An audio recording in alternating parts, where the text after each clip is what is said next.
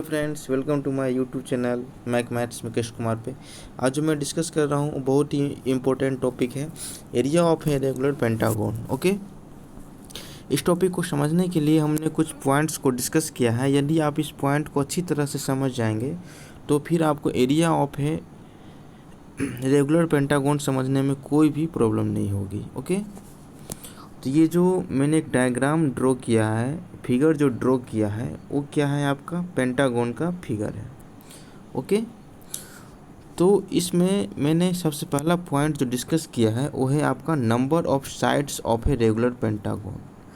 Pentagon का number of sides कितना होता है तो हम काउंट करें 1 2 3 4 5 means number of sides of a pentagon कितना हो गया 5। सेकेंड पॉइंट जो है आपका all sides of a regular pentagon are equal. Means ये कहना चाह रहा है कि all sides of a regular pentagon का क्या होता है, इक्वल होता है। Means A B equals to B C equals to C D equals to D E equals to E A. इसी चीज़ को मैंने यहाँ पे लिखा है। यदि मैं साइड को ए मानूँ तो आप क्या बोल सकते हैं, A B equals to B C equals to C D equals to D E equals to E equals to A A. Okay, अब एक बहुत ही इम्पोर्टेंट पॉइंट है, वो है आपका एपोडेम। ओके, एपोडेम क्या होता है कि आप ये देख रहे हैं कि ये पेंटागन में मैंने एक ट्रायंगल ड्रॉ किया है। ओके, ये जो सेंटर को जो मैंने ओ माना है, इस ट्रायंगल के लिए यदि मैं ए ओ बी ट्रायंगल का बात करूं तो ये ओ क्या हो जाएगा, आपका वर्टेक्स हो जाएगा।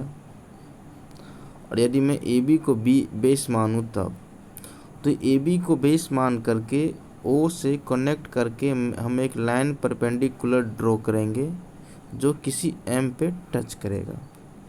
एम पे क्या करेगा, काटेगा लाइन ए बी को। तो मैं ये बोलूँगा ये ओ एम जो है वो आपका क्या हो जाएगा, एपोडेम, जिसको मैंने क्या किया है, पी से डिनोटेड किया है। तो आप मुझे ये बताइए इस पेंटागन में एपोडेम कितना हो सकता है। तो आप बोलेंगे 1 2 ये 3 ये 4 और ये 5 means number of apothem in a one pentagon equals to 5। Okay, अब देखिए इसी चीज़ को मैंने लिखा है, distance from the centre to any sides of a pentagon. Centre से आपको एक डिस्टेंस ड्रॉ करना है जो साइड्स पे क्या हो, आपका परपेंडिकुलर है हो, और ये आपके किसी भी साइड पे कि, ठीक है ना। बस कंडीशन ये है कि इस साइड पे क्या हो, परपेंडिकुलर हो, और ये सेंटर मीन्स इस ट्रायंगल का वर्टेक्स ओ को क्या करे, टच करे। ओके, अब देखिए, अब ये पॉइंट है आपका number of triangles of a regular pentagon.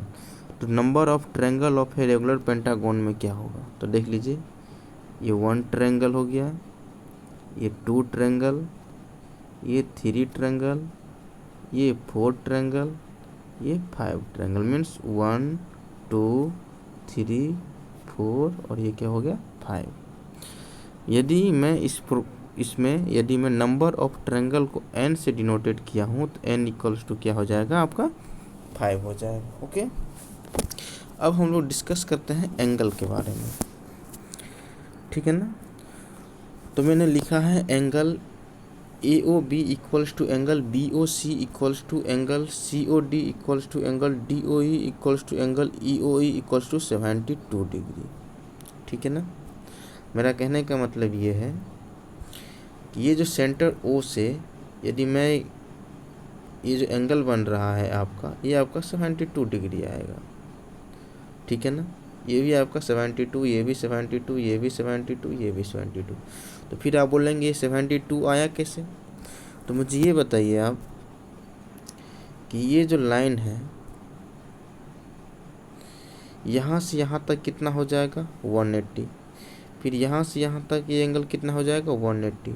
तो 180 प्लस 180 आपका कितना हो जाएगा 360 डिग्री, 360 डिग्री। और मैंने आपको क्या बोला, ऑल ट्रायंगल क्या है आपका, एरिया क्या होता है ऑल ट्रायंगल का, इसमें इक्वल होता है। तो ये जो एंगल जो बनेगा, मैंने क्या बोला कि ये ऑल एंगल क्या है आपका, इक्वल है। तो मीन्स ये टोटल कितना एंगल बन रहा है, 5। कितना में से, 360 में से। तो इसको हम क्या करेंगे, 5 से डिवाइड करेंगे। जब हम इसको 5 से डिवाइड करेंगे तो ये आपका 72 डिग्री आएगा। ओके, अब यहाँ समझ गए। अब देखिए मैंने दूसरा पॉइंट लिखा है, angle between the two sides of a pentagon equals to 108 degree, 108 degree. Means मेरा कहने का मतलब ये है, ये जो दो साइड्स बन रहा है, ये दो साइड बन रहा है, या आपका ये दो साइड बन रहा है, तो ये जो एंगल बनेगा वो आपका 108 डिग्री बनेगा। ओके, फिर नेक्स्ट पॉइंट डिस्कस करते हैं, perimeter of a regular pentagon. तो पेरीमीटर क्या होता है, हम लोग जानते हैं कि टोटल जितना भी साइड्स होता है उसको हम लोग ऐड कर देंगे तो वही आपका क्या होता है, पेरीमीटर। यदि मैंने पेरीमीटर को एस से डिनोटेड किया है तो S equals to A plus A plus A plus A plus A को यदि मैं साइड माना होता, ठीक है ना, तो क्या हो जाएगा 5a। पेरीमीटर क्या हो गया आपका 5a, और ये 5 क्या हो गया आपका, number of sides into lengths of A side, ठीक है ना, किसका, पेंटागन का। यही आपका क्या हो गया, पेरीमीटर। मीन्स मैं क्या लिख सकता हूँ, s equals to 5a। Okay, यहाँ तक कोई प्रॉब्लम नहीं है। और जो सेकेंड पॉइंट डिस्कस करेंगे वो है आपका एरिया ऑफ ए ट्रायंगल।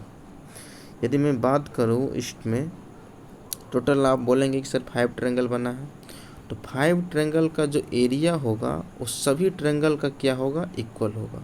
जितना इस ट्रायंगल का एरिया होगा उतना ही एरिया आपका इस ट्रायंगल का भी होगा, उतना ही एरिया आपका इस ट्रायंगल का भी होगा, और उतना ही ट्रायंगल एरिया आपका इस ट्रायंगल का भी होगा। पूरा सिमिलरिटी के कंडीशन पे आपका ये वर्क करेगा। तो इसी चीज़ को मैंने लिखा है कि area of a triangle A O B equals to area of a triangle B O C equals to C O D equals to D O E equals to E O A. Okay, यदि मैं बात करूँगा कि triangle का area क्या होता है, तो आप बोलते हैं ट्रायंगल का एरिया होता है आपका half into base into height. तो आप यहाँ इस प्रॉब्लम में इस डायग्राम के पास जाएं, इस फिगर के पास जाएं, तो यदि मैं इस ट्रायंगल को यदि मैं देखूं तो इस ट्रायंगल के लिए बेस क्या है, तो आप बोलेंगे बेस है आपका ए बी। हाइट क्या है, ये ओ से लेकर के जो मैंने एम पर जो मैंने परपेंडिकुलर लंब ड्रॉ किया है वो आपका हाइट है, जिसको मैंने पी से डिनोटेड किया है। तो बेस आपका ए बी है, जो क्या है उसको मैंने क्या एज्यूम किया है, ए, और हाइट आपका क्या है, ओ एम है, जिसको हमने क्या एज्यूम किया है, पी। तो हम लोग यहाँ से लिख सकते हैं area of a triangle half into base into height means 1/2 into A into P.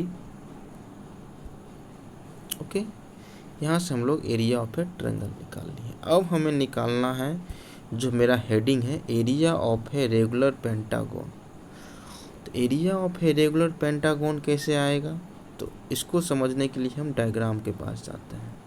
तो मैंने क्या बोला कि एरिया, एक ट्रायंगल का एरिया मैंने निकाल लिया, और मैंने क्या बोला कि जितना एरिया इस ट्रायंगल का है उतना ही इसका भी है, उतना ही इसका भी है, उतना ही इसका भी है, और उतना ही इसका भी है। मीन्स पांचों ट्रायंगल के एरिया को यदि हम ऐड कर देंगे तो ये क्या हो जाएगा, आपका पेंटागन का एरिया निकल जाएगा। या एक का एरिया को निकाल करके हम 5 से मल्टीप्लाई कर देंगे तो भी आपका पेंटागन का एरिया निकल जाएगा। इसी चीज़ को मैंने यहाँ पे लिखा है, पेंटागन का एरिया इक्वल्स टू क्या हो गया आपका n into area of each triangle. Okay, एक ट्रायंगल का एरिया। तो एरिया ऑफ एक ट्रायंगल क्या है आपका, हाफ इंटू पी इंटू ए, और n से मल्टीप्लाई करेंगे तो कितना n है आपका, 5 है। टोटल ट्रायंगल कितना है, 5 है। इसीलिए मैंने क्या किया है, n की जगह पे 5 पुट किया, ये 2 का 2, फिर क्या हो गया a इंटू पी।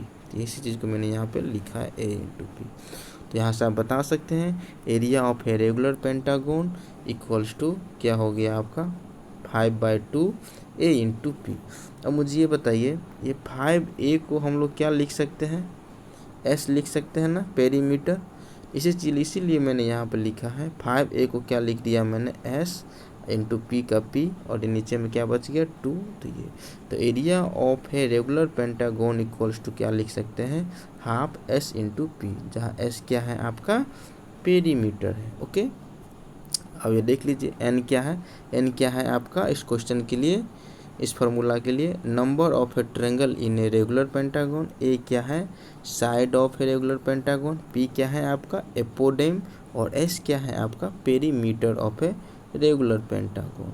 ओके, मैं आपसे उम्मीद करता हूँ कि जो भी मैंने आज ये जो पॉइंट मैंने डिस्कस किया उस पॉइंट को आप लोग अच्छी तरह से समझ गए होंगे। आपको इसमें कहीं भी कुछ प्रॉब्लम नहीं होगा। यदि आपको कोई भी किसी भी टाइप का प्रॉब्लम होता है तो आप मुझे कमेंट करके बता सकते हैं, या आप मेरे फेसबुक पेज को लाइक करके आप वहां से भी मुझे मैसेज कर सकते हैं। मैं उस मैसेज का बहुत जल्द आप लोग को उत्तर दूंगा, आंसर दूंगा, ठीक है ना। यदि आपको मेरा वीडियो अच्छा लगे तो please like share and subscribe कर दें। Okay, thank you.